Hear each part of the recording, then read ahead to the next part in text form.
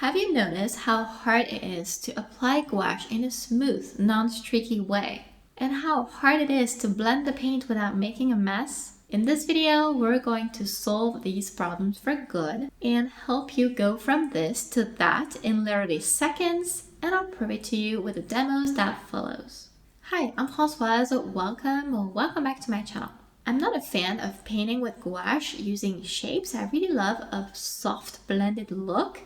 And I've had a hard time finding any techniques to achieve that very easily. I even find that square gouache can be such a nightmare for some of us, even though a lot of artists label it as easy. I don't find it easy personally, so let me know what you think about that. And just a little disclaimer that it might have been used before. If you're used to gouache, you might have seen it somewhere. I haven't. So either way, I'm sure it'll be useful to some, if not all of you.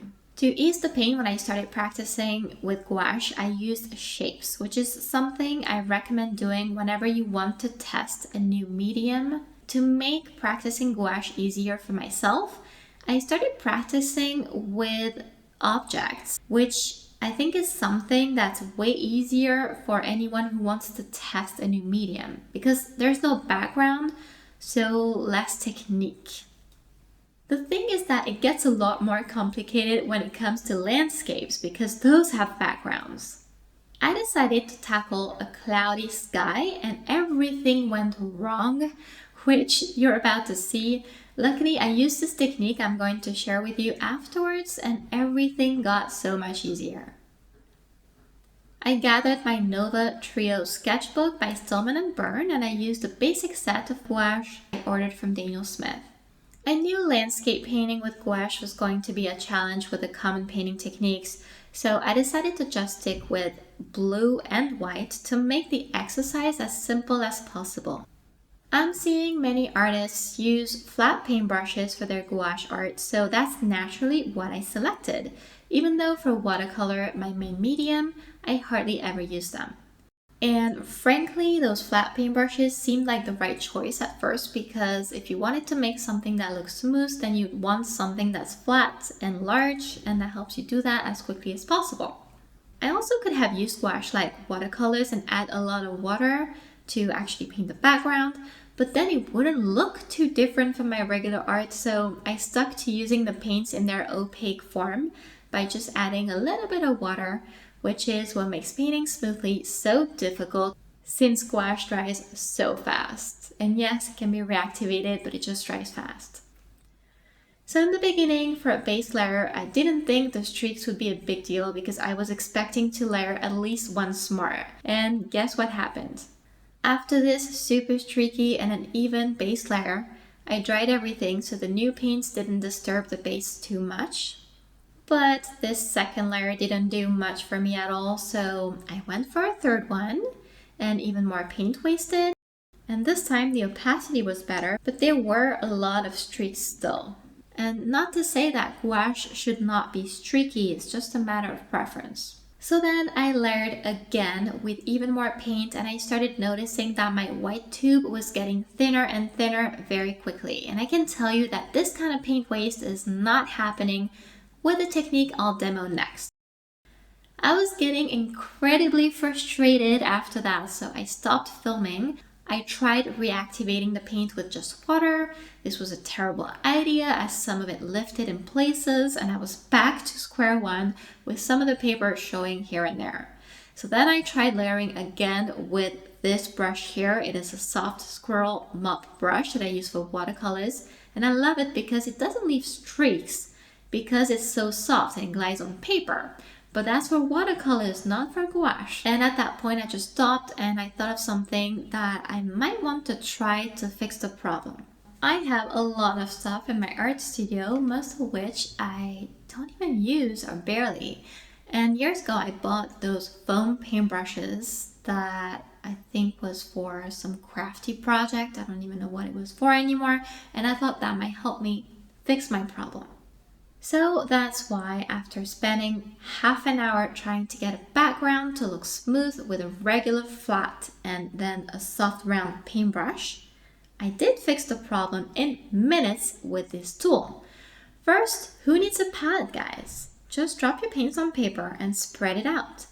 This was a risky move, but remember it is a base layer. Gouache is opaque, so worst case scenario, we can cover it up. And it did actually work very well. All I did was humidify the brush just a bit, remove the excess water on the paper towel, and mix everything right on paper. And under 3 minutes, I just timed it, I looked at it on the video, as the gouache was drying, I could feel it under my brush. Watch how much smoother it became, how unified this background looked already, with barely any other paper showing beneath. Amazing in just one try.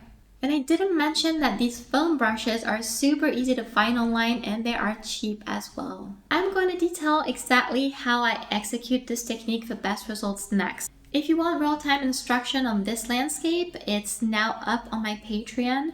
Otherwise, I have this new class here that you can join on Skillshare if you're already a member, or you can join it directly from my site as a one-time purchase if you prefer, and I'll link everything below if you want to check that out. Being into testing and pushing my results, I couldn't help but try this and try for another layer with even less water this time. Because with this technique, you want very little of it. This is important. That's why I double check by tapping the paintbrush on a paper towel. Besides, my own gouache paints are pretty moist, so the extra water wasn't needed. But if yours is very dry, of course you might need to adjust and add a bit more. You want your paints to be easy enough to move around with your paintbrush, but have them on the dry side so they blend perfectly. You can even hear the sound that this step was making here when I was doing it. You can hear that it's pretty dry. Let's note I used just the necessary amount of paints this time to cover up the sheet. That is it.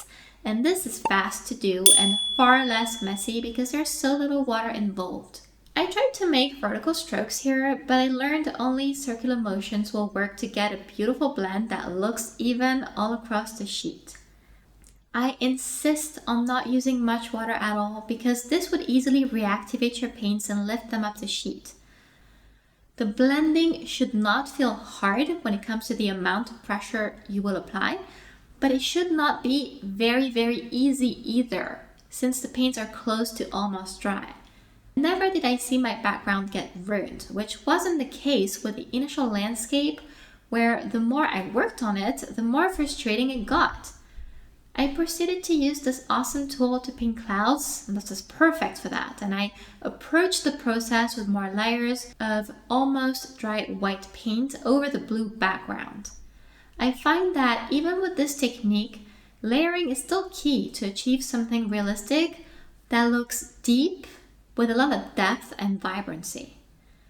Notice I wasn't cleaning the brush between blue and white because the paint was so dry that the blues from the brush never affected the whites that I picked up afterwards. So you can see how easy and mess-free this technique is, not to mention these foam brushes are very easy to clean and dry. I worked on building contrast by increasing the whites, and because every tool is useful, I actually decided to use a small flat paintbrush like the ones you see in most tutorials to add touch-ups of bright white paint with more accuracy than was possible with my foam brush. It's also easier to deposit thicker amounts as the foam brush will absorb some of the paint, not as much the case with a flat brush. So again, because I'm pretty new to gouache, I don't know if others are using this technique in the gouache industry. I haven't seen it in all the videos or short videos I watched before. So let me know below if that's the case, and if you've enjoyed the tips from this video. Here's a link to my previous video about the best watercolor pencils on the market. So thank you so much for watching and see you next time.